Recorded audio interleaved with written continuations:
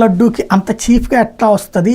ఇవాళ కిలో నెయ్యి, ఆవు నెయ్యి అంటే 1000, 1800, 1500 ఉంది. ఇంకా నాణ్యమైంది కావాలంటే 1800 ఉంటాయి అన్నటువంటిది అటు చంద్రబాబు, పవన్ కళ్యాణ్ అందరూ మాట్లాడుతున్నారు. అయితే ఇప్పుడు తీసుకుంటున్నటువంటిది 450 రూపాయలకు ఎంతో. మరి అది ఎలా వస్తుంది అన్నటువంటి చర్చ నడుస్తోంది. 350కి ఇచ్చినోడు తప్పు అయితే 450కి ఇచ్చినోడు రైట్ అవుతారా 100 పెంచితే? మరి వస్తుంది 1000, 1500 అంటున్నారు కదా అన్నటువంటి చర్చని వైసీపీ లేవనెత్తుతోంది. దాంతోపాటుగా చంద్రబాబు హయాంలో కూడా అతి తక్కువకే వచ్చింది.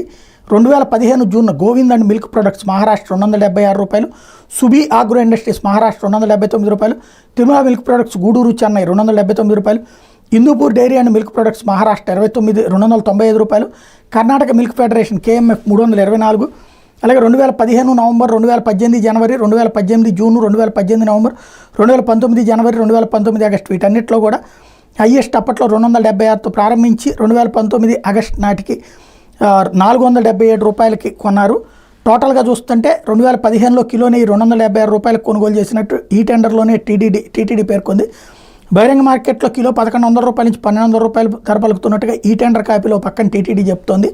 మరో పక్కన 276 రూపాయలకు ఆ రోజున కొనుగోలు చేసింది.